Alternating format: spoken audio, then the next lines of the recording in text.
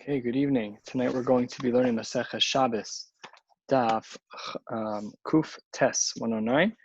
And this Gemara is in part continuation a little bit in concept of ideas we were learning about yesterday, and about some health issues, some old school medicines that no one should try at home. Please don't try any of these at home. They're not modern medicine. They're not accepted today, and there are even some shilas and chuvas of the Gaonim that actually forbid using a lot of these methods. So please don't try any of this at home.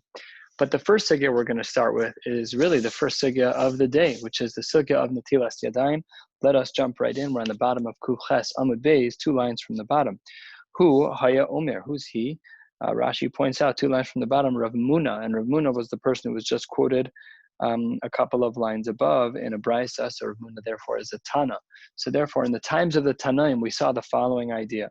If a person were to touch their eyes before Natilas Yadayim, they should have the onus of having their hands cut off. Yad Lachotim Tiktzat, touching their nose before Natilas Yadayim, their hands should be cut off. Yad Lepeh Tiktzat, touching your mouth. Yad Laozen, touching your ears. Tiktzat Yad Lechasuda, if you have an open wound at the time from bloodletting, but any open wound could be very dangerous. Tiktzat Yad La'ama, if a person touches their private parts, then Tiktzat as well. Yad Pitabas, on the backside, if a person is cleaning themselves prior to Natilas Yadayim, Tiktzat Yad the Gigis, if you're touching food, turning to the top of Daf Kuf Tes Amud Aleph there as well. Tiktzat, a person should be extremely careful in the morning before Natilas Yadayim not to touch any body openings at all. That could be quite dangerous. And this is among a number of reasons found in the Rishonim as well, obviously here in the Gemara, that are raised as to why we wash Natilas Yadayim in the morning. This idea was carried by the Zohar and made it into a lot of the Sfarim. It's very important. It's really quite dangerous. The other Rishonim that are more well known is the Rashba, who writes that the reason why we wash Natilas Yadayim is not because of any of these reasons, but because we're a Beria Chadasha, that HaKadosh Baruch Hu created us anew. And every time that we are given the zchus of waking up for yet another day, so we're a new creation, and because of that, we have to wash Natilas Yadayim. Mashein Kain, the Rosh held that Yadayim Laskanios, that our hands touch our body parts that are otherwise covered. And even during the day, if a person were to reach inside their shirt and touch their skin or touch a part of their leg that is normally covered, certainly one's private parts, but even in general, if someone's going to touch a part of their body that's normally covered, so then it's appropriate to wash Natilas Yadayim 3 times, b'seirugin, alternating. That would be the appropriate thing to do. That is the din. As well, there are other areas when one cuts their nails, when one gives a haircut or receives a haircut, when one does bloodletting, which we don't do nowadays. Do we still apply the same thing by getting your blood drawn? I don't know of anyone who does that, but it makes sense. But nevertheless, that's the din that's being learned here is not like the Rush and not like the Rashba, but rather an idea that's based on what is all this? We didn't even say what it was. So we'll see in a moment that there is a Ruach Ra'ah. There is an evil spirit that exists on one's hands when they wake up in the morning, when they wake up from a significant nap, or when they wake up in the morning. And therefore, one has to be very careful to ensure that they don't touch any openings of the body prior to Natilas Yadayim. And that's not always so easy. Sometimes we wake up and instinctively rub our eyes. No dice. We should quickly say Moda'ani and go wash Natilas Yadayim. And the Gemara here continues in the name of Rav Muna, still talking in the world of the Tanaim. Yad Misama, the hand can blind. Yad Machareshes, the hand can make you deaf. Yad Ma'ale Polipos, it could give you a disease called Polipos. Rashi here points out, 3rd line, Dibra Maschel Ma'ale Polipos, Reach HaChotem V'Hapeh, can give you some very bad flavor.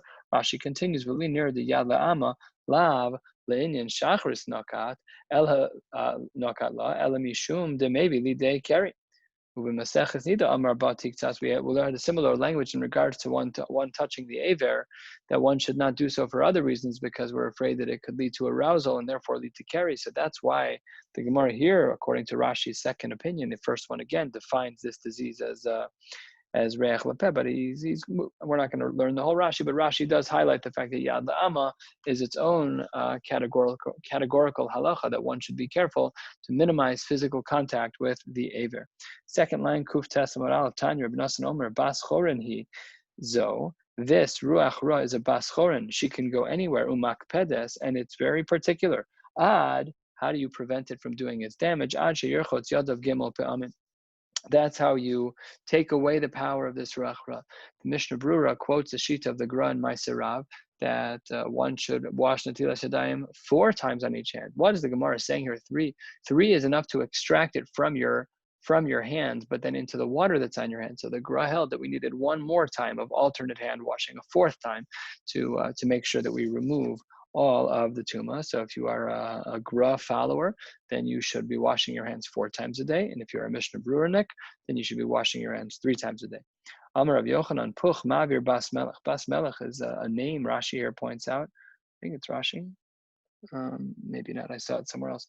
But the Bas Melech is a reference to the name of this Ruach Ra, and Poch. There's like this eye color that one could put on their face, like an eye salve that would would solve the problem of this. However, Uposek Esadima, it stops you from being able to tear. It closes up the tear ducts.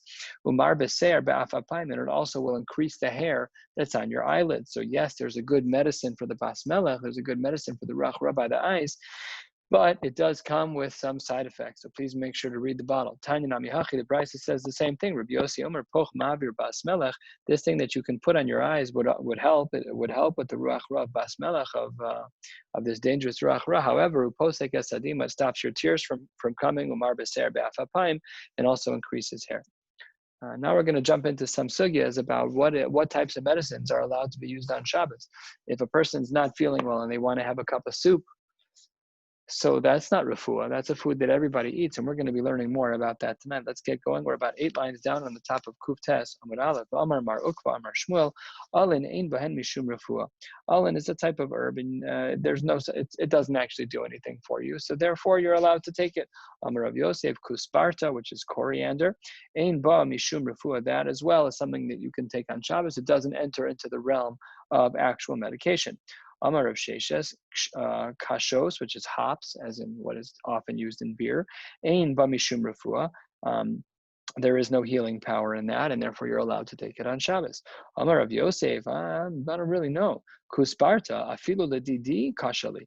Rav Yosef was blind, and he said that kusparta, which we said was coriander, even for a blind person, it was very damaging for him.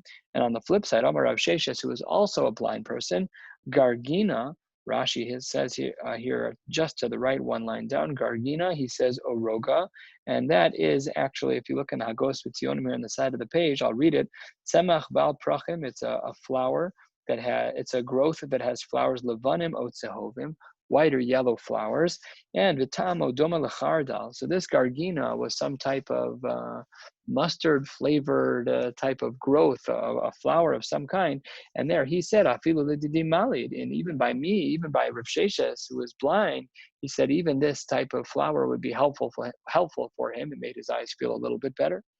Amar Mar Ukva, Amar Shmuel, Kolmine Kashus Sharu, Levar Mitruza. All forms of hops are permissible to eat except for truza. What does that mean? Rashi says, Dibra Hamaska Levar Mitruza, an inch below where we are. Shein Adam Ochel Ela L'Refuah Mukha Milsa. This type of hops is not used in beer. It's not used ever. And because it's only being used for refuah, as we'll see in the Mishnah on the top of the Amud Beis, because it's only being used for refuah, so therefore it's not allowed. If the only time you ever take a particular food is when you need it for a refuah, then it becomes usher to use. We're talking up until now about foods that you would eat otherwise. I eat whatever. I drink orange juice for vitamin C all the time. So then if I feel like the vitamin C is going to be medicine for me, no problem. You can take it on Shabbos because it's something that you drink all the time.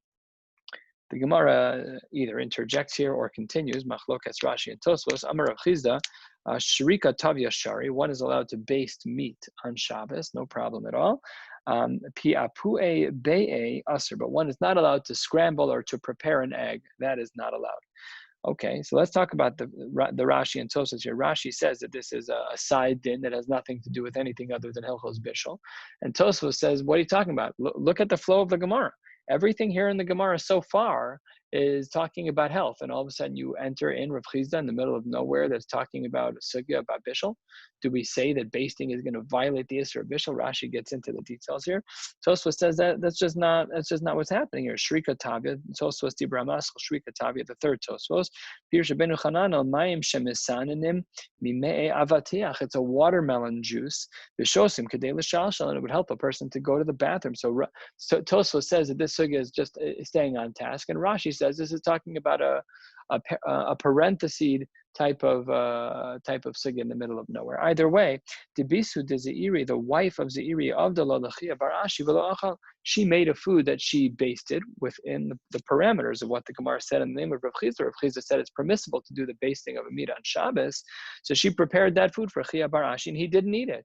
So Zeiri's wife said to the Shabbos guest, "I don't understand." Amar Le, she said to Chia Barashi, who was a Talmud of her husband Zeiri. So the Talmud was sitting at the Rebbe's house, and the Rebbetzin said, "Le Rabcha Avdi Le'achal. I made it for my husband, who's your Rebbe, and he ate it no problem. You Chia Barashi ve'ad lo achlis. What's wrong with you? You're more frum than your Rebbe." So the Talmud said, Chia Barashi answered, "Well, no, you got to pay attention to all of his shitas.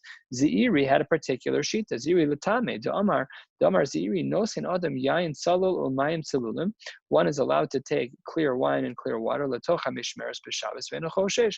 One is allowed to take clear water or clear wine, what appears to be clear, and pour it through a filter. There's nothing wrong with that. Alma, what do we see from the shita of Zeiri with the wine and with the water that can be poured through a filter? Kevan de mishtate hachi lab midika avid. That since you're willing to drink this one way or the other, even without the sediment, you considered it clear, no matter what, you would have drank it anyway. So the fact that you wanted a little bit more clear, that's not considered a problem of borer.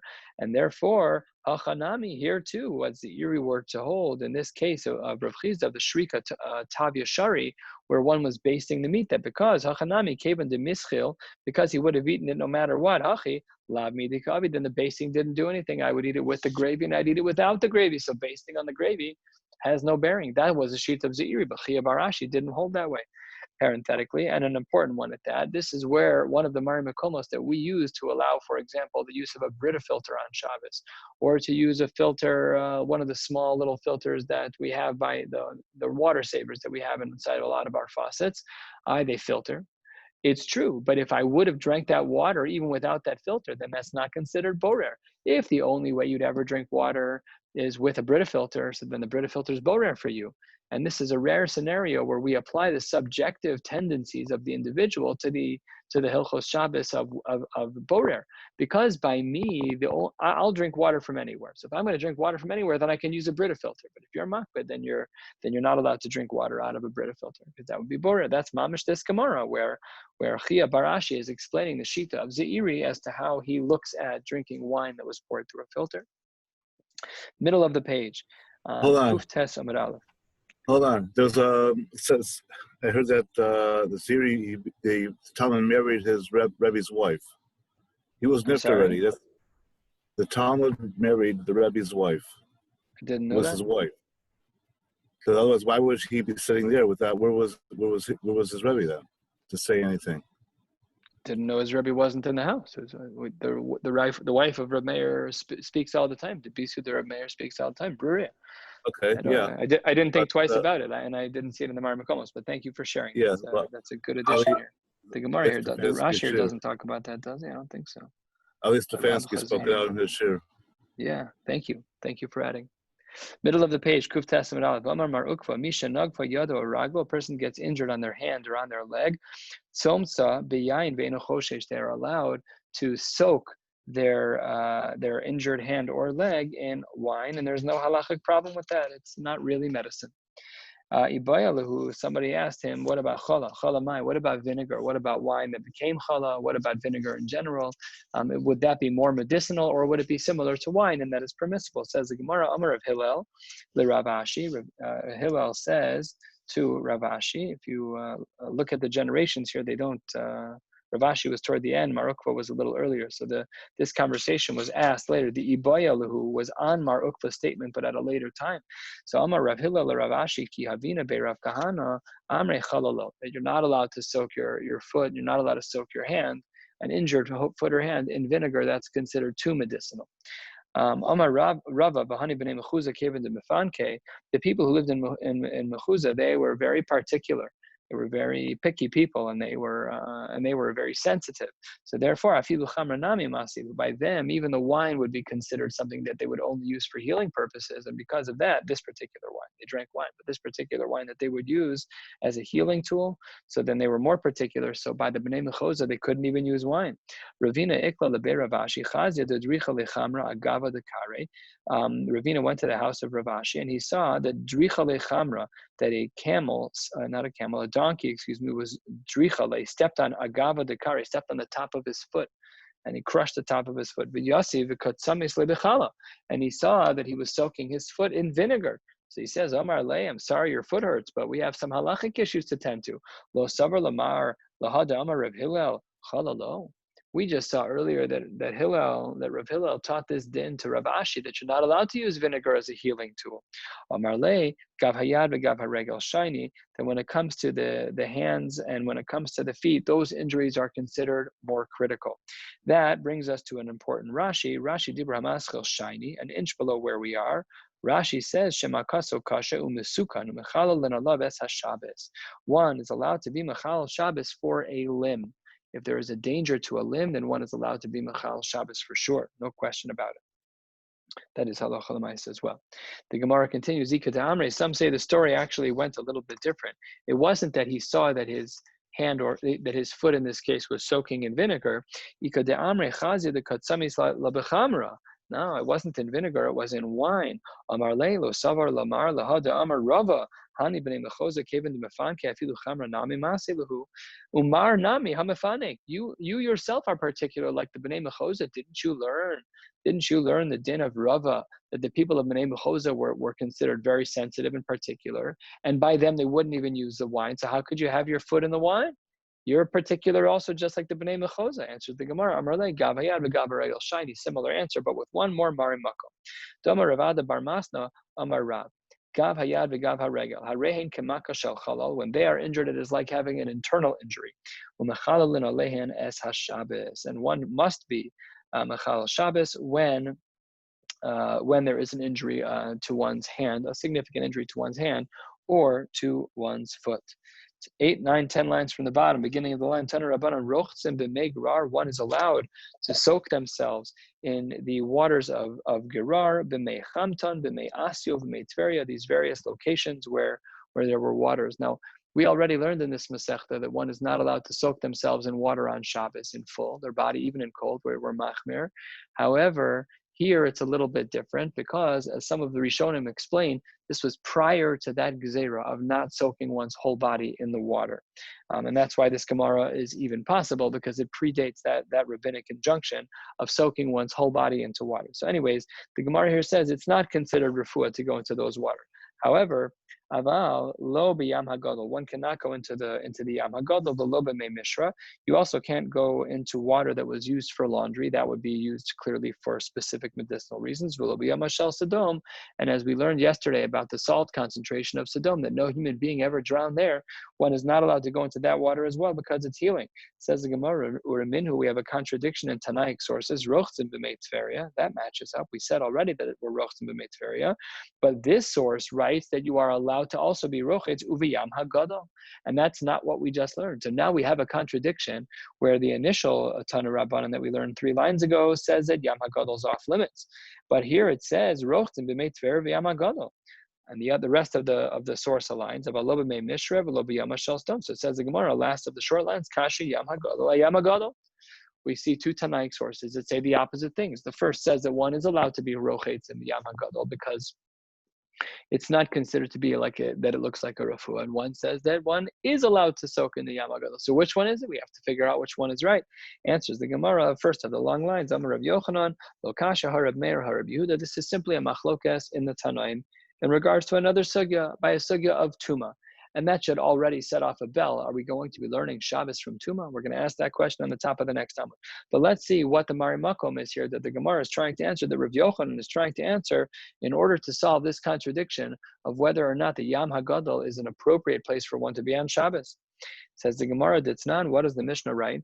Kol hayamim, all of the waters can mikvah. They're all treated like mikvah. Shenamar u'mikveh amayim karo yamim tevi Reb Meir. Based on the pasuk, all water bodies are considered to be like a mikvah. Rabbi Yehuda Omer Yam Hagadol Kemikvah. The Yam Hagadol is like a mikvah. V'lo nemar Yamim Ela Sheyesh Bo Mine Yamim Harbe. It's only the pasuk only says Yamim because there are a lot of waterways that feed into the Yam Hagadol, but not every waterway is going to be considered to be a mikvah. Who holds what? Let's take a look. Where did I put this mark? Oh, here it is. If you look at Rashi Dibra Maschil Ha, it's just to the right, a little bit above where we are. Rashi Dibra Maschil says Ha de Katani Rochtzim, the first price of Yam Hagadol. That's Rav Meir. The Mashrei Kol Hayomim Ki Hadade, and therefore he says that it's permissible to be rochetz in there. However, Rabbi Yehuda was of the opinion that there's a distinction to be made, and because there's a distinction to be made, so that would be the second brisa that we learned in regards to Yam Hagadol. Sorry, I said it the other way. The first brisa was of the opinion that says v'lo b'yam hagadol, and the second brisa says that you are allowed to be rochetz b'yam hagadol. Back in Rashi, my apologies. Rashi says hadekatani rochtzim b'yam hagadol. The second brisa, that's the opinion of Rav Meir, and the first brisa, which is restrictive, is of the opinion of Rav Yehuda. Now, this Mishnah continues with a third shita, which we're going to read more on the surface. It's a whole sugya in and of itself, which is the shita of Rabbi Yossi. 2 lines from the bottom. Rabbi Yossi Amar Kol hayamim metarin bezochlin. Any waters that flow are going to be tahor. Upsulin. Those waters themselves are possible. Zavim u'lemitzorayim, for people who became tamei beziva. Or a mitzora, ulekadesh behen mechatas. So those waters, kol hayamim metarim bezochlin, that are flowing. So the last few lines on the page indicate why this is the case. Take a look at the last Rashi, the last line of Rashi on the page was that aval psulin hein the Torah's mayim chaim, because we know that we have a din of mayim chaim el keli for some, certainly for the mechata. So therefore, the akasuv kara and mikvah. So that's why we're limited here. It can't be zochlin; it has to be mikvah. That's the shita of Rav Yossi, but we didn't really need that shita for us to understand this Gemara. We needed the first two shitas. That this was Rav Yochanan's answer. Bryce number 1 says that one is not allowed to be rochetz in the Yam HaGadol for healing purposes, and the second Bryce says you are. And we answered one was Rav Meir, one was Rav Yehuda. Says the Gemara, Maski Flora of Nachman Bar Yitzchak, turning to the top of Kuf Tesamid Aleph, asks the Gemara, Amor de Pligi Le'inyan Tuma. I understand that Rav Meir and Rav Yehuda and Rav Yossi argue as it relates to Tuma V'Tara. However, Le'inyan Shabbos Mishamas Le. Can you really make an equivalence between the world of Tuma V'Tara, the world of Mikvah, which is its own nuanced world? We have Mikvahos as its own Masechta. Can we really make a bridge from the world of Tuma to the world of Shabbos? This is a great general question. When you're trying to be Mevin Davar L'Soch Davar, we pointed out on Daf Lamed Aleph, this is one of the 6 questions that HaKadosh Baruch Hu will ask us, B'Yom Adin. Can we make a tzushtel from the world of Tuma? Can we extrapolate from the world of Tuma to the world of Shabbos? L'Inyan Shabbos, Mishamas Le, are we allowed to go that far? That's the Gemara's question. Baruch atah Adonai Eloheinu melech haolam she'akol nihya bidbaro.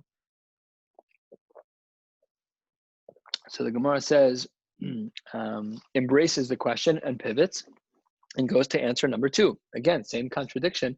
How do we understand the contradictory sources about whether or not the Yam HaGadol is appropriate to be in on Shabbos as it relates to healing purposes?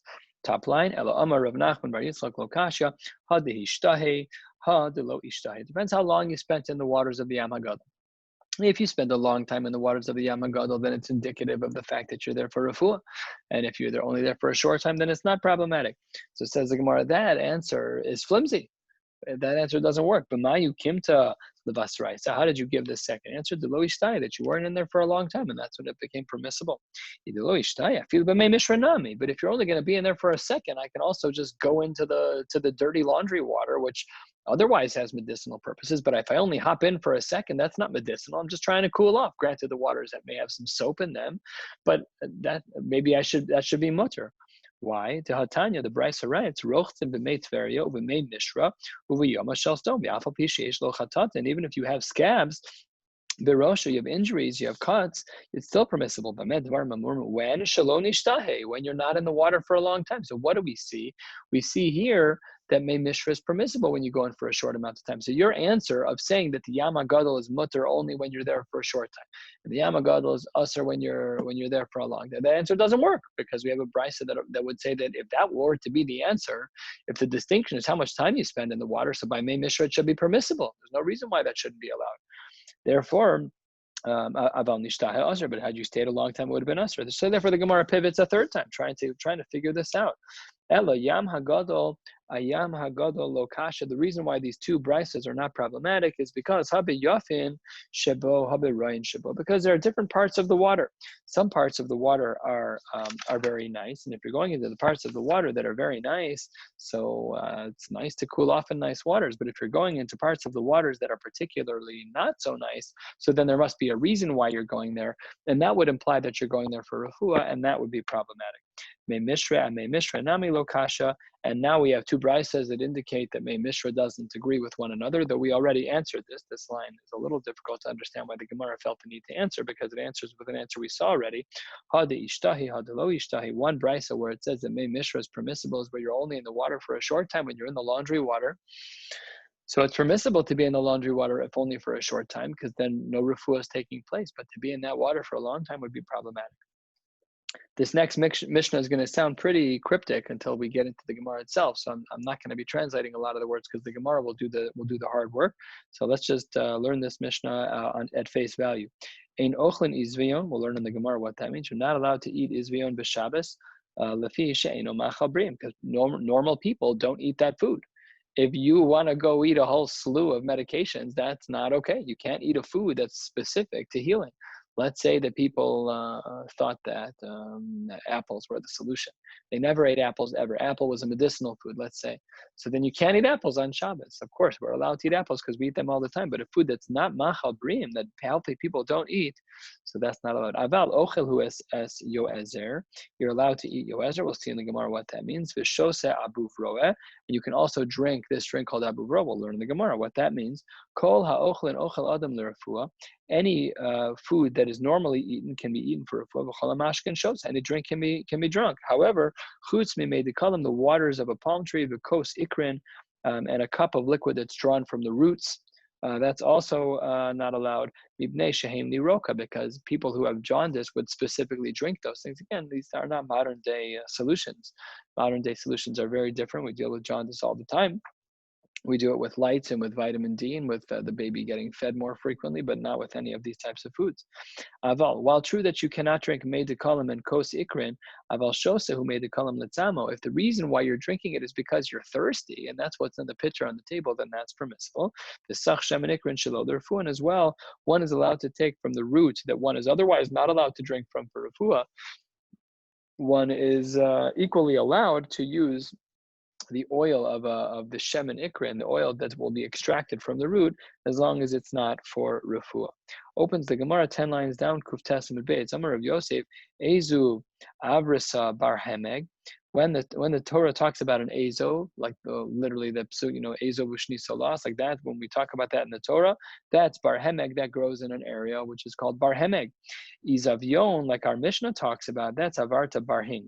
That's when in a different area. Rashi here details that one is a thorn type of environment, when they're just different types of growth environments.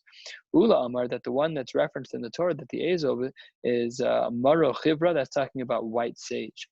Ula Ikla Lebei, Rav Shmuel Bar Yehuda. Ula went up to see Rav Shmuel Bar Yehuda. Aisu lekame maro chibra, and he brought with him some white sage to show him. This is what the pasuk from the Torah was talking about when it talked about an Ezov. Omar hainu Ezov d'chsiv be'oraisa. And Shmuel Bar Yehuda responded that, wow, look, you brought the example. This is exactly what happens in the Torah. This is exactly what we're talking about. What an Ezov means is white sage. Rav Papi provides a different answer. Amar shumshuk. He says this is called marjoram. It's a growth type of plant.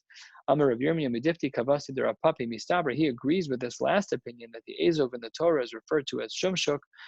This marjoram, how so? It's not, because the Mishnah writes, Mitzvahs ezov shalosh klachim. There should be 3 stalks of the ezov. Uvahen shlosha givolin, and there should be 3 growths on them. V'shumshuku demishtach kahachi. And if you were to look at a branch of marjoram, that's what it would look like. It would look like this these 3 stalks with 3 growths on them. So therefore, that's it. Why would a person eat these? The kukiani. We learned about kukiani a couple of times. It's like a stomach disorder because of worms. Person has intestinal worms. How should he be eating this food? How should he be eating this? You should be eating it with 7 black dates. Where did he get the intestinal worms from? You got it from the flour of barley that has been sitting there for 40 days. So that's how a person would get this disorder. Says the Mishnah, quoted here again, about a third of the way down. What is yoezer? Ma yoezer? Putnak. This is pennyroyal. Lemai achile. Why is he eating it? Le'artica, another worm disorder, possibly tapeworm. If not that, then maybe something else. Nothing pleasant. Lemai achile. How should he eat the pennyroyal? B'sheva tamrich dechibrasei. He should eat them with 7 white dates. Mimai havya.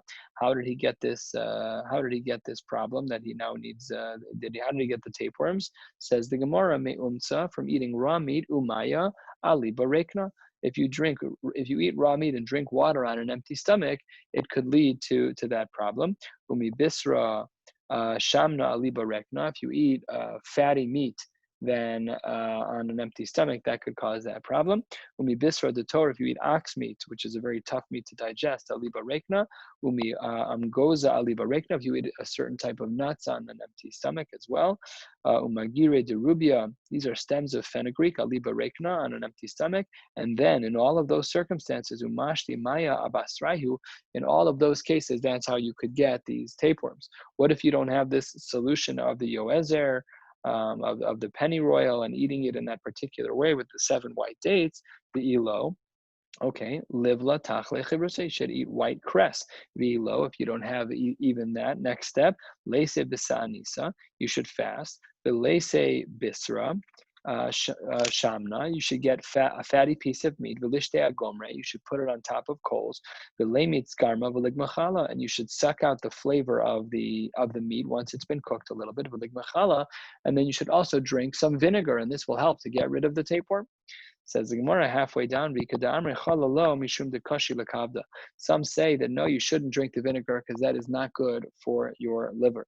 If still you have the tapeworms and nothing else has worked so far, lysi gorda de asinta, de grida me'iloi lisatoi, you should get a particular type of bark from a tree that was peeled down, that was peeled top to bottom, from top to bottom, below mitatoi le'iloi, but specifically when it's peeled off, we don't want to peel it from bottom to top, because dilma nafke aidi pume, because if you do that, then this type of metaphysical type of healing might make the tapeworms leave your mouth, which is not something that you would want.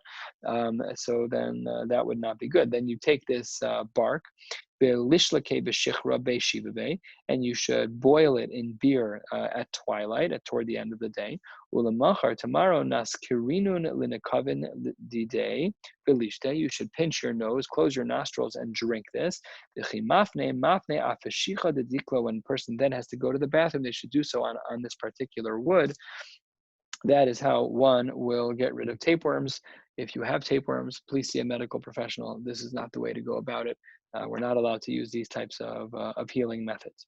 Next, Vishosin abuvroa. What does the Gemara mean that you're allowed to drink abuvroa? Says the Gemara, Maya abuvroa, chum teraya.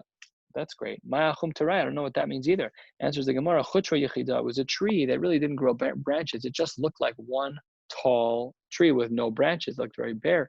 So the Gemara here says that you drink this. You can't drink wood. So obviously you took the wood and you made some concoction. Maybe you soaked it in water and drank the water, something along those lines. What is it why you need this? Why would you need to drink abuvra? Says the Gemara, Legiluya, a well-known but less understood idea. We have an idea that we are not allowed to drink what's referred to in the Shulchan Aruch and in other places as mayim megulim. If there's water that's been left out overnight, we should not drink it. And the reason why is because we had a concern that maybe a nachash, that maybe a snake left its eres, left its venom inside there, and it could kill you. The Vilna Gaon already writes that even though it's true that that's the reason why the Chachamim do give us a takana, to a gzeira, I should say, to not drink water that's mayim megulim, to not drink water that's left out. But that's the one reason that the Chachamim shared. But there are plenty of other reasons that the Chachamim don't share. The depth of the gzeros of the Chachamim are not always as simple as our feeble minds try and understand. There is a much richer depth there. So we do try to be strict with this, especially because of the Gra's concern. So let's say that a person Taka drank mayim megulim. What should they do? So that this is what they should do. They should drink abu v'roa. They should drink this particular water in which there was a stick from a particular tree that was soaked in it. V'lo, if you don't have that particular drink, what should you do? That if you already drank the mayim megulim, the water that you should not have drank that was left out overnight, says the Gemara, leisi chamsha klila. You should take 5 roses, v'chamsha kosis adeshichra, and 5 cups of beer. V'nishkelinhu b'hadei hadadi. You should boil each one in each one. The one set of roses in each cup of beer. Dekaima anpeka v'nishte, until you get a certain shear left of all of the boiling, and then you should drink the rest. Ime d'Ravachavoy bar Ami avdalei le'ahu gabra. She made this concoction for someone who had mayim megulim. So she took chad kalila v'chad kusasa d'shichra. She took 1 rose and she took 1 cup of beer. Shalka v'ishkise, and she boiled it, and then she gave it to him to drink. V'shagra tanura v'garfise, and then she put him inside a seemingly very large oven, not one that was dangerously hot. V'osvise levinta begave, and she put down a brick that was not hot, a room temperature brick, so that he could sit on it, even though the rest of it was very hot. V'nafa kehutza yarka, and then all of a sudden the venom of the snake that happened to have left its venom in the water, it came out of him like the green of leaves. It just came rushing out of him, and she saved his life. 2/3 of the way down, Rav Avia Amar Reviasa dechalva meiza chivrasam. If you can't find anything else, you should drink 1 cup of chalav izim in the share of a reviasa, and that would help. Rav Huna bar Yehuda Amar leise esrog chalisa. You should find an esrog that's not tart, an esrog that's more sweet. Ulech yake. You should carve out the insides. Limle duvsha, and you should fill it up with davash, with honey. Beloswa beimilale, and you should put it on top of coals denura, of fire. Velichle, and then you should eat it afterwards. Rav Chanina Amar. This is very interesting. Mei raglaim b'nei arbaim yom, urine that has been maintained for 40 days. So barzina lezibura, you should drink a certain amount. A barzina is a shear; it's a small amount. Rashi points out it's a small cup. Lezibura for a certain kind of bee sting. Revia la'akrava, if you get stung by a scorpion.